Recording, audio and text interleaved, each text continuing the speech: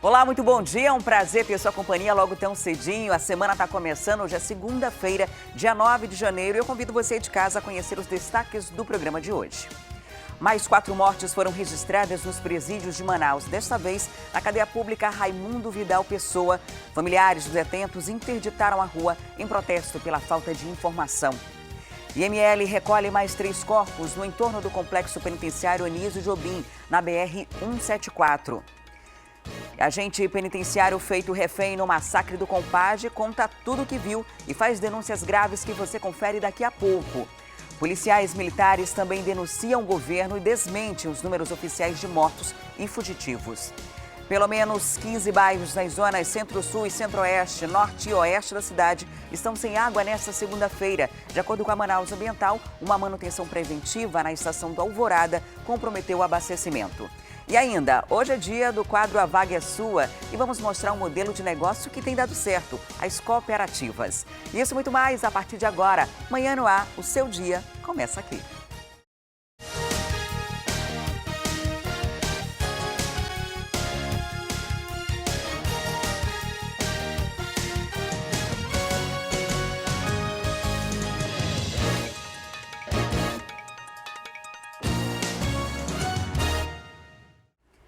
Muito bom dia, são 6h02, nós estamos ao vivo e você pode participar do Manhã no Ar com a gente, pode interagir, basta você mandar sua mensagem de texto, áudio, vídeo, imagens para o nosso WhatsApp, o telefone é o 992258767. Você pode ainda entrar na nossa página no Facebook, interagir com a gente por lá, deixar o seu recadinho e participar do Manhã no Ar. Sua participação é muito importante.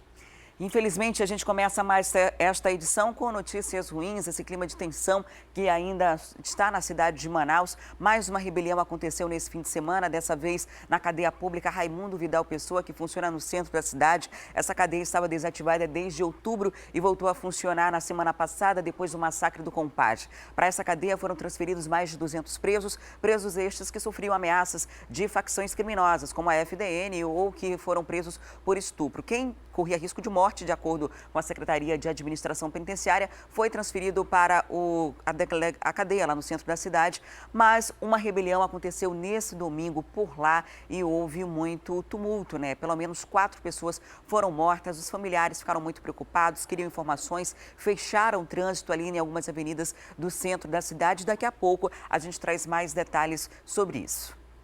E nesse fim de semana, uma onda de terror se espalhou pela cidade. No bairro Parque das Laranjeiras, uma dupla armada tentou roubar um carro e causou pânico entre as pessoas que transitavam na praça de alimentação. A repórter Tamires Cléa tem os detalhes. Tudo aconteceu por volta das 9h30 da noite da última sexta-feira. 2 homens armados tentaram roubar o carro de uma mulher que estava estacionado aqui em frente a essa pizzaria. Quando a polícia chegou, a dupla fugiu. Um deles entrou no estabelecimento e se escondeu no banheiro. Em nota, o estabelecimento informou que, na verdade, o homem não chegou a roubar nenhum dos clientes, mas causou um tumulto no local. As pessoas pensaram que se tratava de um arrastão. A polícia conseguiu prender um dos suspeitos e ele foi levado ao 12º Distrito Integrado de Polícia com um revólver calibre 32. E na manhã de sábado, uma mulher morreu depois que o carro em que ela estava bateu no micro-ônibus na Avenida André Araújo, no Aleixo. Parte da Avenida André Araújo, sentido centro, ficou interditada durante 2 horas. Eram 6h30 quando aconteceu o acidente. Deusimar Barroso Lopes, de 55 anos, estava neste carro com outra mulher de 60 anos, ainda não identificada. Quem dirigia o micro-ônibus era Ronilson Barroso Galvão, de 35 anos. O acidente aconteceu nessa esquina. A motorista tentava fazer a conversão em um sinal fechado para a Avenida André Araújo, sentido bairro, enquanto o micro-ônibus, parecido com este aqui, tentava passar para o outro lado. Foi então quando aconteceu o acidente. Os dois se colidiram. A motorista foi arrastada a pelo menos 50 metros ao torno da via. Deusimar morreu na hora. As 2 vítimas precisaram ser retiradas pelo corpo de bombeiros. A outra senhora foi levada com ferimentos na cabeça ao Hospital João Lúcio, na Zona Leste. Dentro do micro-ônibus havia 11 passageiros, além do motorista, mas ninguém ficou ferido. Ronilson foi levado ao 16º Distrito Integrado de Polícia para prestar depoimento. E também na manhã do sábado, um adolescente bateu o carro em um poste na Avenida Coronel Teixeira, na Ponta Negra. Segundo o Manaus Trans, o jovem abandonou o veículo depois do acidente. E no último sábado, mais 2 foragidos do sistema prisional foram recapturados. Eles tinham acabado de assaltar vários estabelecimentos comerciais na zona oeste de Manaus. O repórter Márcio Paes Barreto tem as informações. Adriane, mais 2 foragidos do sistema prisional do nosso estado foram presos por policiais militares da 21ª SICOM. O Lucas da Silva Roberto, de 19 anos, que é foragido do Compage, e o Donavan de Almeida Vieira, de 21 anos, que é foragido do IPAT. Eles roubaram esta motocicleta, uma CG 125 de placa PHC 2158, e aí começaram a roubar, assaltar vários mercadinhos aqui da Zona Oeste. Eles começaram no mercadinho no Santo Antônio, depois foram para o São Raimundo, assaltaram uma loja de material de construção, depois foram para o São Jorge, onde logo após saírem do mercadinho, eles se depararam com os policiais da 21ª SICOM. Houve perseguição, troca de tiros, mas vocês conseguiram cercá-los e prenderam, trouxeram aqui para o 19º DIP. Exato. Assim que eles saíram do mercadinho Fortaleza, eles avistaram a viatura e aí a gente deu sinais sonoros e eles abriram fuga para a Vila da Prata. Foi onde eles se depararam com outra moto e se colidiram com a mesma e caíram. Ao levantar, o Donavan veio e fez disparo contra a viatura. E a gente revidou, acertou uns dos disparos no pé dele e aí eles correram. Ao correr, a gente pediu reforços e conseguimos capturar os 2, né? E as armas e o celular e o dinheiro. Inclusive o Donavan já tem até um mandado de prisão para retornar para a unidade prisional. Sim, tem o mandado de prisão e o outro é foragido. Obrigada, Márcio, pelas informações. Tem, portanto, mais 2 presos aí recapturados, eles que fugiram na última rebelião que aconteceu no domingo da semana passada. E até agora, de acordo com os dados da Secretaria de Segurança Pública, pelo menos 67 desses fugitivos já foram recapturados. A estimativa era que 184, de acordo com os números oficiais, fugiram do Compage do IPAT no domingo da semana passada. E agora vamos para o interior do estado. Você deve lembrar do surto de diarreia e vômito que atingiu quase 400 pessoas em Manacapuru na semana passada. As infecções teriam sido causadas pela má qualidade da água na cidade. Mas o surto chamou a atenção também para outro problema, a poluição do rio Miriti. E o repórter Erison Araújo traz as informações. Um caos na saúde que gerou decreto de estado de emergência. O surto de vômito e diarreia, que já afetou mais de 900 pessoas nos últimos dias em Manacapuru, está ligado diretamente com a má qualidade da água distribuída para a população. O SAA está fornecendo água bruta. Para entender o que está acontecendo com as águas do rio Miriti, que é servida para a população de Manacapuru, nós resolvemos navegar pelas margens do rio para saber o que de fato tem acontecido com esse rio que é tão importante para a população de Manacapuru.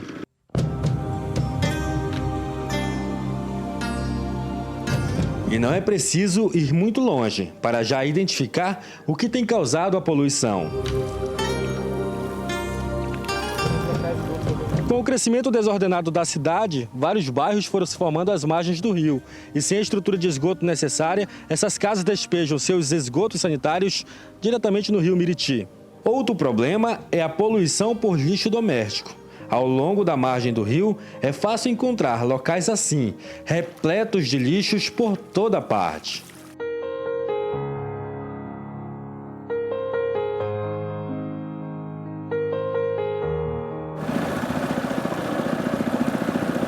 Descendo um pouco mais o rio, fica a primeira das 2 estações de captação de água. Essa aqui é a estação de captação do bairro da Liberdade, um dos maiores bairros do município que teve o maior número de pessoas afetadas com a contaminação da água. Esta bióloga explica que estudos feitos no Miriti apontaram um alto nível de contaminação do rio.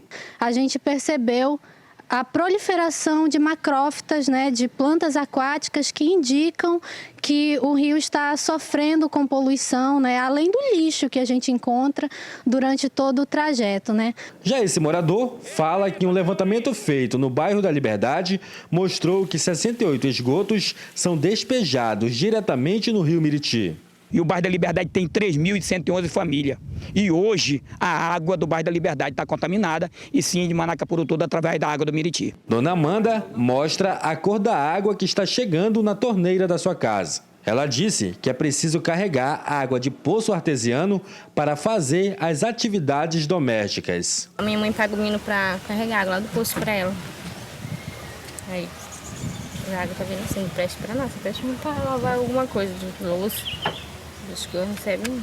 Já este homem disse que quase todos da família adoeceram e culpou a água pelo problema. Adoece-me muito.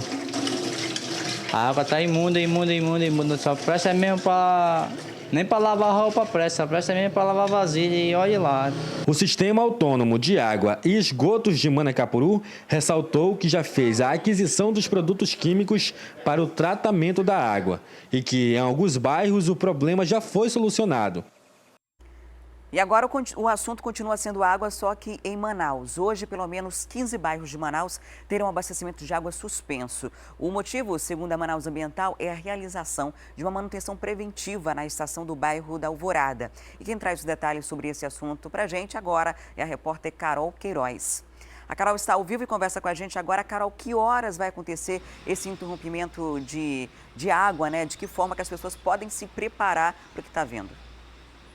Oi, Adriane, bom dia para você, bom dia a todos que nos acompanham. Olha, essa paralisação aí no abastecimento começa hoje às 8 da noite e vai até às 4 horas da manhã de terça-feira, tá bom? Depois desse horário, depois de 4 horas da manhã, o sistema será religado e o abastecimento vai começar a voltar aí nas casas ao longo do dia, tá? Se depois de 4 horas da manhã, imediatamente depois a água não voltar na sua casa, é preciso esperar um tempinho mesmo, porque é normal. O sistema precisa de algumas horas para voltar ao normal, tá bom? A gente lembra, viu, Adriane, que segundo a concessionária, esses serviços aí de reparo, manutenção são necessários para garantir o pleno funcionamento dos reservatórios. E aí a gente lembra, como você disse, 15 bairros aí da nossa cidade devem ser afetados, compreendendo aí as zonas Centro-Sul, Centro-Oeste, Norte e Oeste. Então a gente lembra que para essas pessoas aí o importante hoje é começar a fazer uma reserva de água,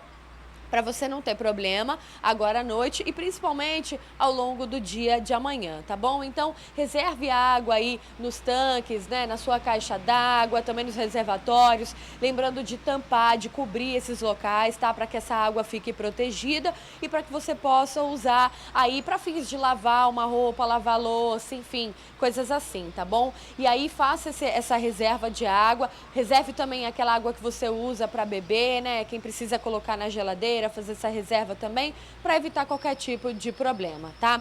Agora é o seguinte, se ainda ficou alguma dúvida, se você precisa tirar alguma dúvida, precisa de informações, o número é esse que eu vou te passar agora, tá? 0800 092 0195. Repetindo, 0800 092 0195. Ou você pode consultar também ao site, né, da Manaus Ambiental, que é o manausambiental.com.br, para esclarecer outras dúvidas. Adriane. Carol, e o lembrete que você fez aí é muito importante sobre armazenar água, mas da forma adequada. Hoje, a maioria dos casos de doenças relacionadas ao Aedes aegypti são relacionadas em áreas em que falta água com frequência e as pessoas têm que armazenar essa água e acabam não colocando uma tela ou colocando tampa nos baldes, né? É uma interrupção temporária, mas pode sim ser um criadouro do mosquito se não for tomada uma providência, porque até mesmo quando o balde secar, esse mosquito, as larvas dele conseguem ficar ali por até 1 ano sem nenhum pingo d'água. Elas sobrevivem esse tempo todo. Então é importante ter esse cuidado. E esses 15 bairros não foram divulgados, né? Porque pode, dependendo de como funcionar o serviço, pode ser em qualquer área dessas zonas que você citou, né?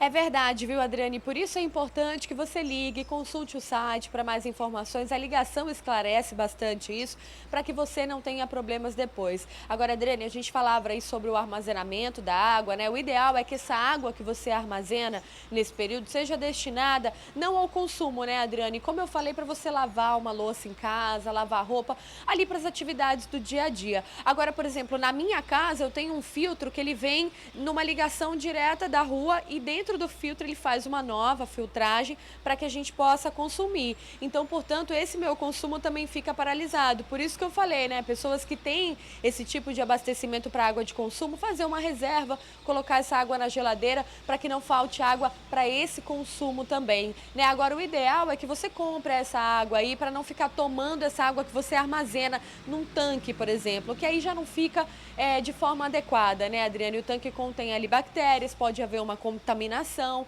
então não é a forma mais adequada. Mas também isso a gente pode fazer a ligação, porque aí, através da ligação do telefone, a gente tem certeza se no seu bairro vai ter ou não essa paralisação, de que forma você pode fazer esse armazenamento de forma mais adequada. Todas essas instruções podem ser passadas também pelo telefone. Adriane. Obrigada, Carol, pelas informações. Até daqui a pouco. E agora a gente volta a falar sobre segurança pública. A rebelião do Compage e a fuga no Ipate completaram uma semana ontem, no domingo. Coincidência ou não, a quantidade de mortes violentas nas ruas aumentou mais de 100% só nesses primeiros dias do ano. E não é de se estranhar que a população esteja assustada com toda essa situação. Por isso, a Polícia Civil montou uma operação para tentar mudar esse quadro. Os policiais se concentraram em frente à Delegacia Geral. Lá eles combinaram quais seriam as áreas em que iriam atuar. A ideia era recapturar os fugitivos do sistema prisional. O objetivo sempre é, pelo menos, tentar levar uma sensação de paz, de tranquilidade, de segurança para a sociedade. Para isso, nós temos que frequentar os locais variados, onde há concentração de pessoas, onde ocasionalmente possam estar elementos foragidos. Além disso, outro objetivo é reduzir os índices de criminalidade na cidade. Depois da rebelião no Compage e da fuga no Ipate, foram registradas 30 mortes violentas nas ruas. Isso só nos primeiros 6 dias do ano. Se comparado com o mesmo período do ano anterior, houve um aumento de 114%.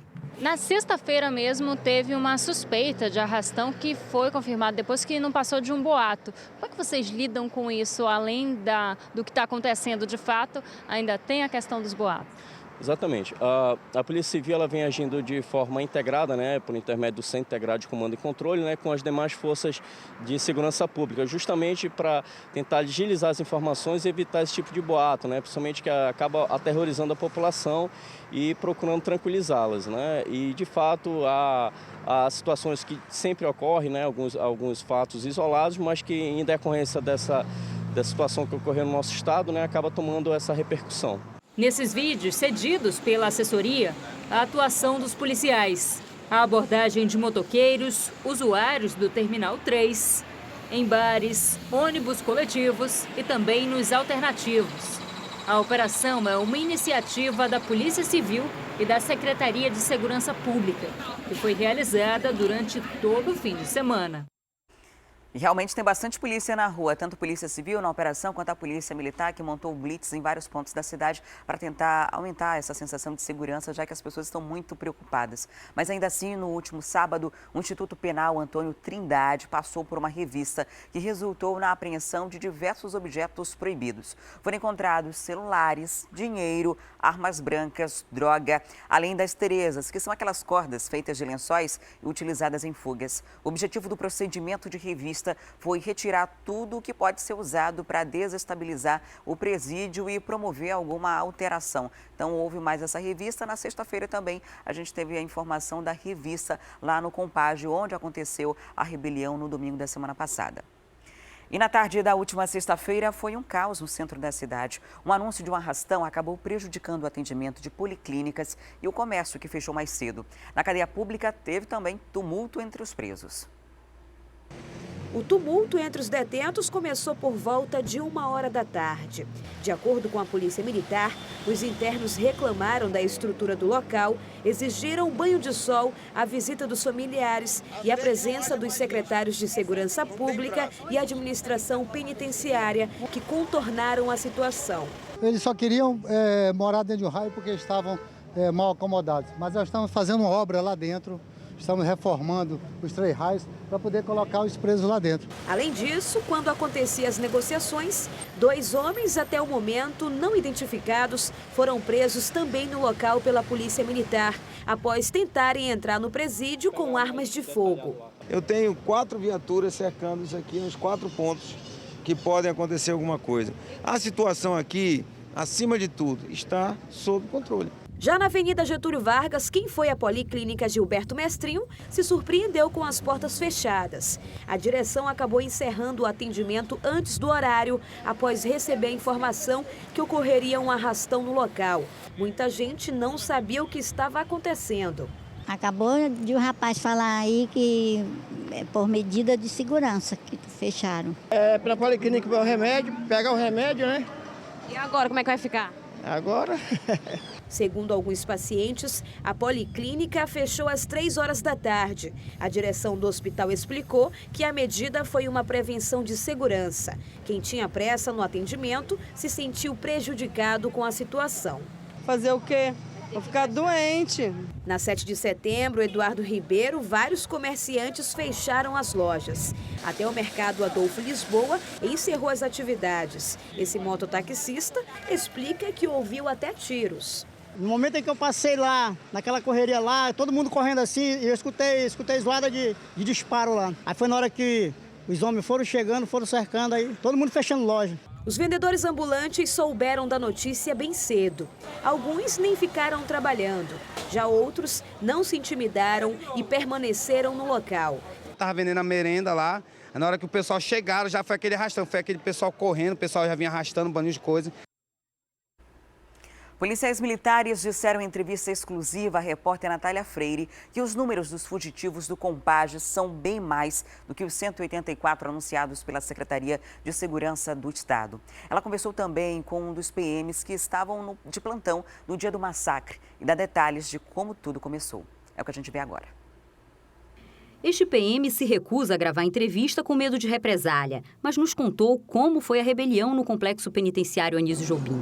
Segundo ele, os presos tomaram a unidade na noite do dia 31 de dezembro, quando familiares ainda estavam dentro da prisão. Este documento mostra que, de fato, a Secretaria de Administração Penitenciária autorizou o pernoite de visitantes na virada do ano.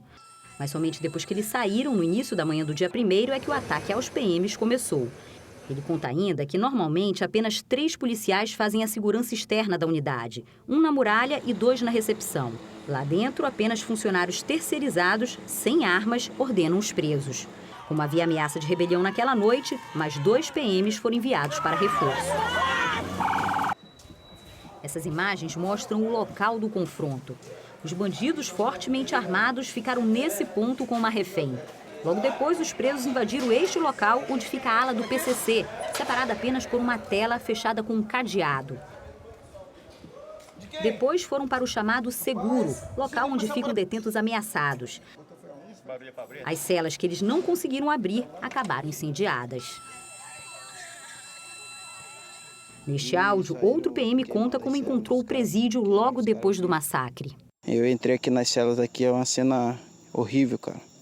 Os caras querendo subir nas paredes com as mãos arranhando. Quebraram um muro aqui, quebraram uma parede aqui com soco, cara.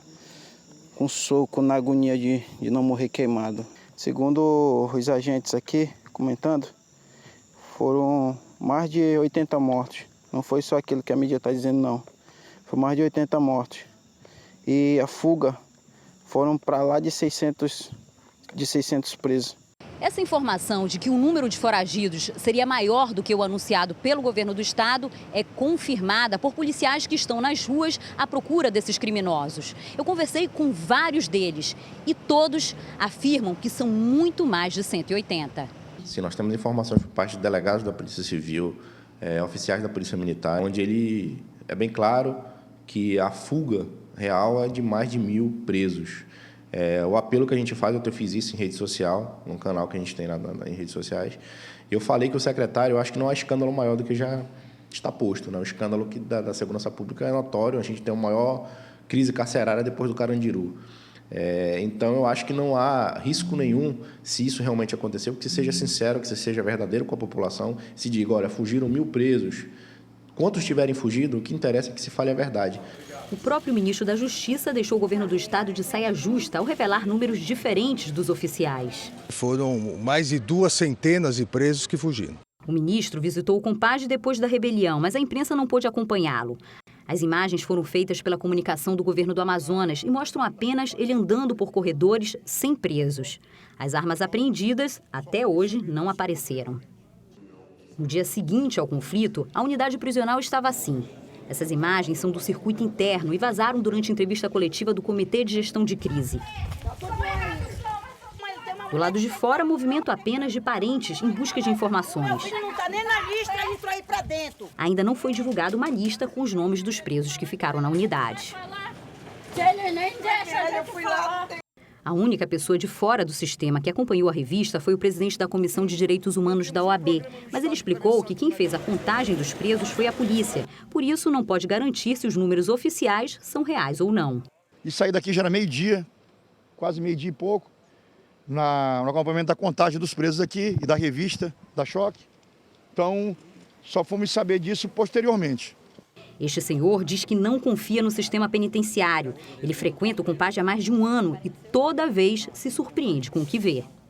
Eu já vi aí coisas que eu nunca esperei de dentro de uma penitenciária entrar prostituição de menor, de droga, de arma, que nem está acontecendo agora.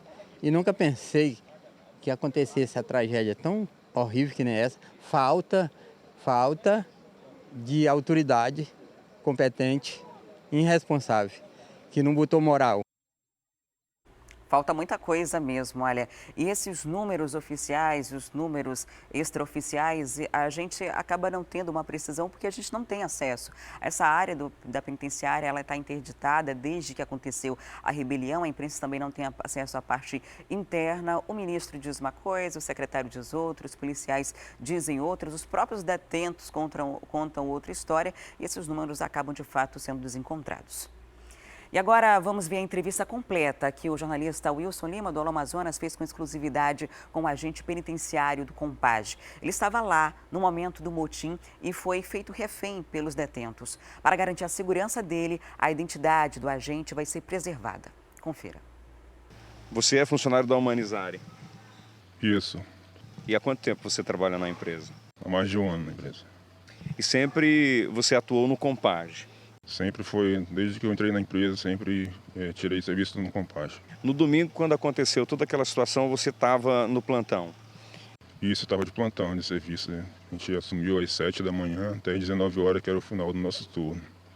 Quando você percebeu que tinha alguma coisa de errado? Eles falam na cadeia, quando ela vai lombrar, que na linguajar deles, a cadeia fica muito estranha, fica muito silêncio. E tudo estava muito silêncio, era muito grupinho, assim, de interno, assim, falando baixinho o tempo todo. E a gente, com os agentes, olha, vamos ficar atentos que hoje algo vai acontecer. O que significa lombrar? Lombrar para eles é a cadeia vai ter rebelião. E o que você faz especificamente lá no Compage? A gente faz como a gente faz, passando babá deles, daqueles internos lá, que a gente faz as escoltas deles para o atendimento, enfermaria, psicólogo, social, entendeu? Vocês são responsáveis também pela segurança e pela disciplina lá dentro?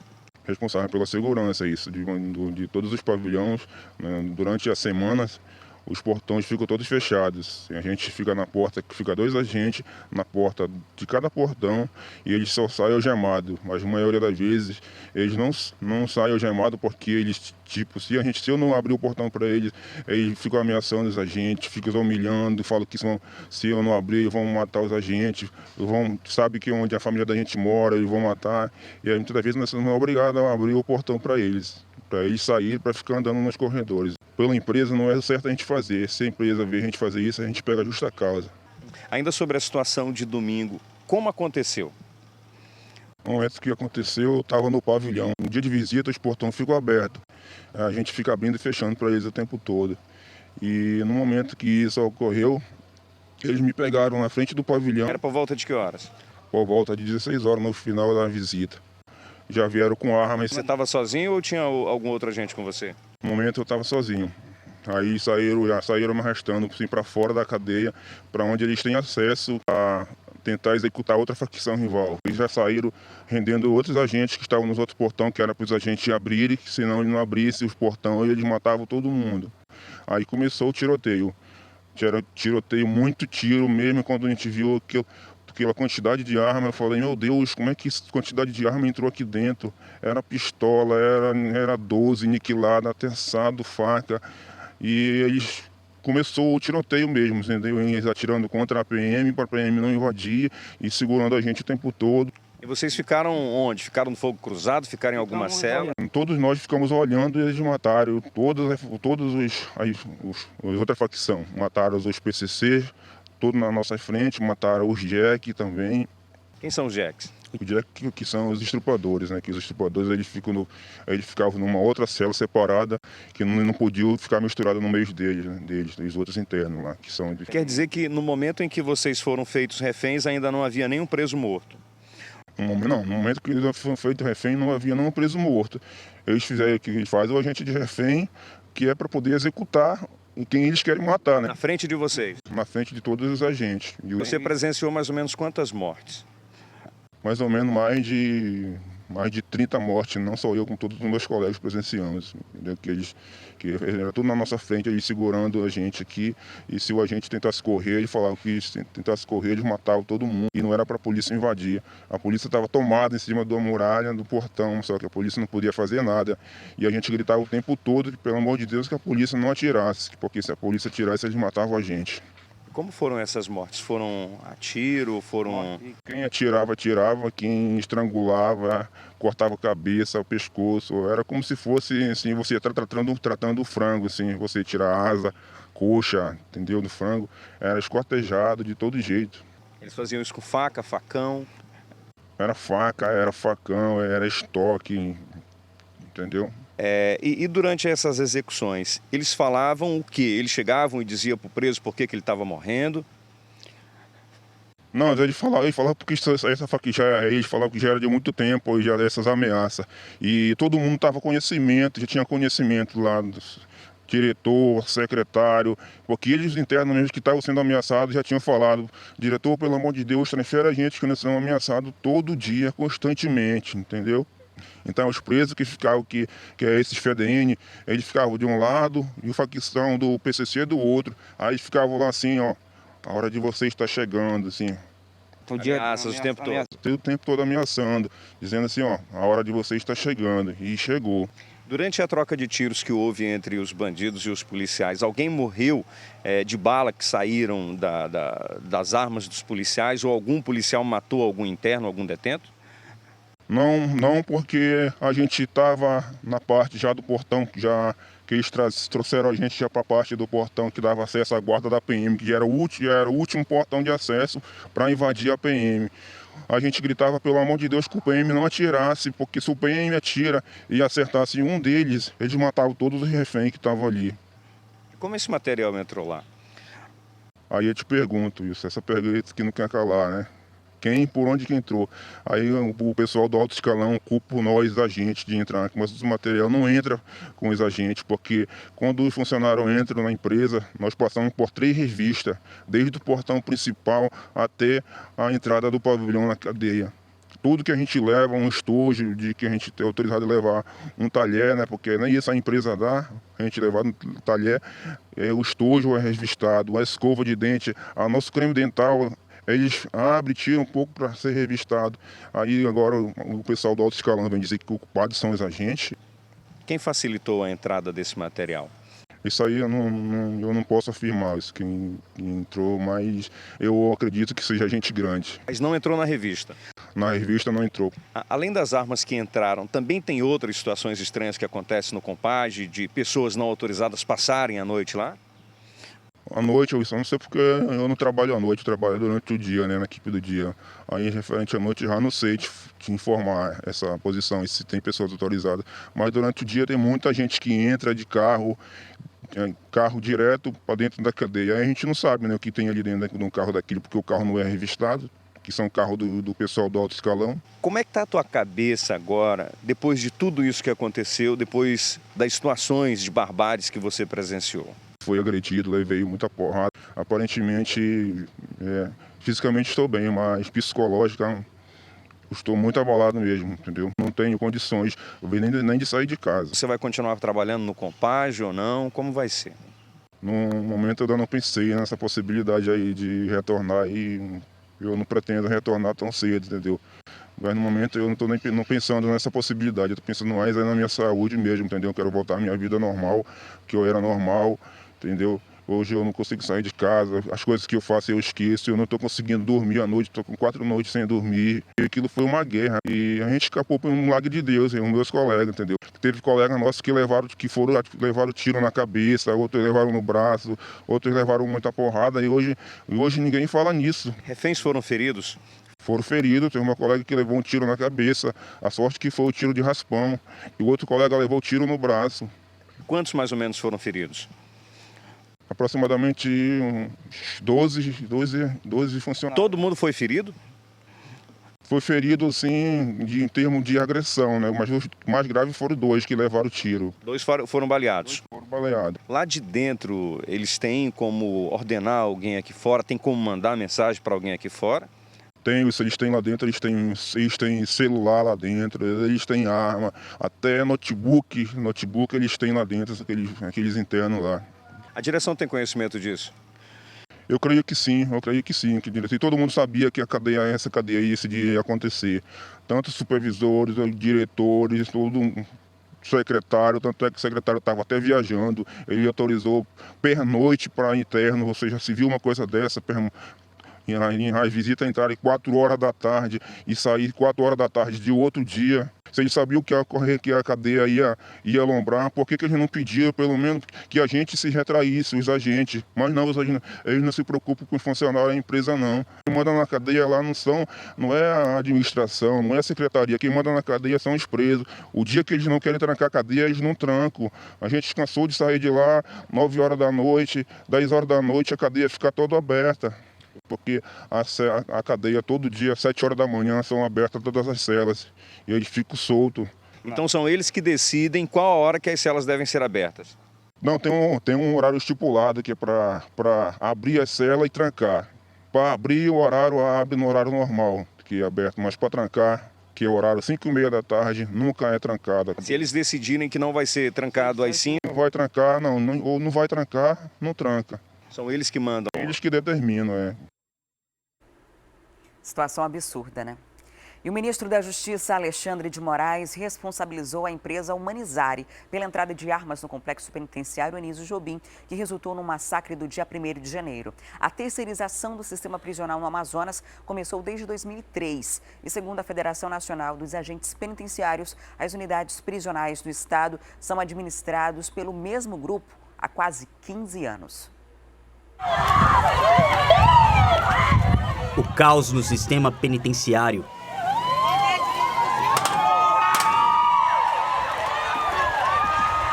Rebeliões.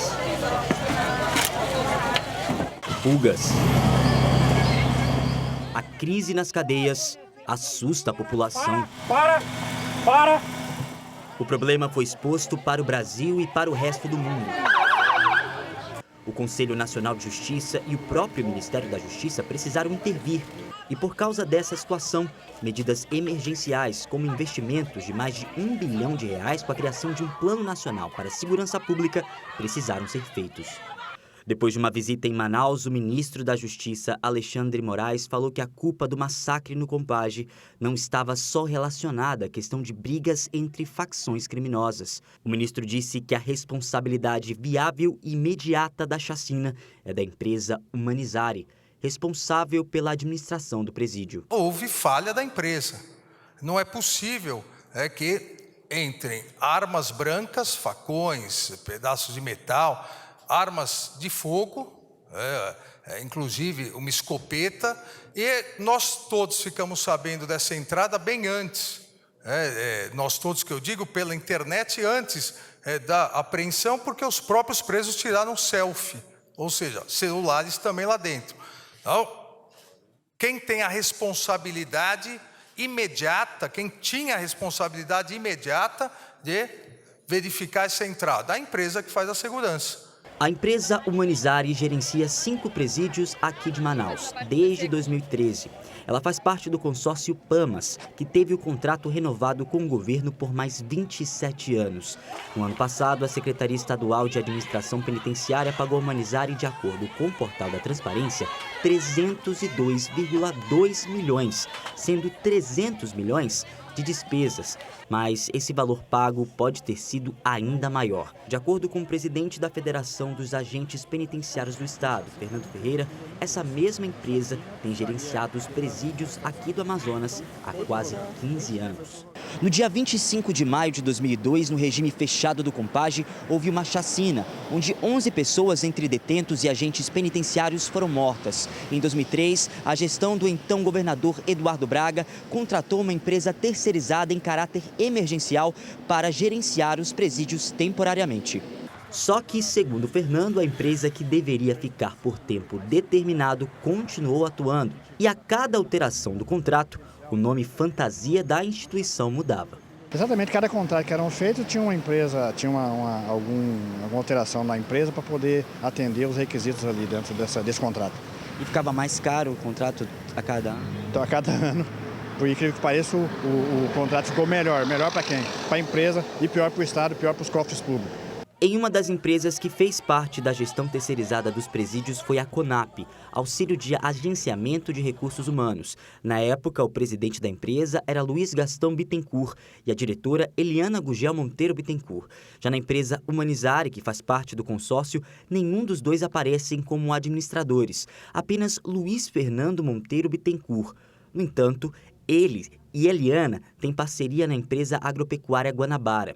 Todos são parentes próximos. Esse dinheiro não foi aplicado dentro do sistema penitenciário, uma vez que, inclusive, nós vimos aí, foi permitido, foi por omissão, por falta de condições, a entrada de arma de fogo para dentro do presídio. Então, está mais que claro, o contrato não foi cumprido pela empresa em momento algum, acho que 10% desse contrato foi cumprido. Então, não sou eu que estou dizendo, está muito claro isso para todo mundo. A sociedade já sabe disso, qualquer cidadão leigo que vê um contrato desse, que vê uma pesquisa dessa, que vê números e vê a situação do sistema penitenciário do Estado do Amazonas, está claro isso.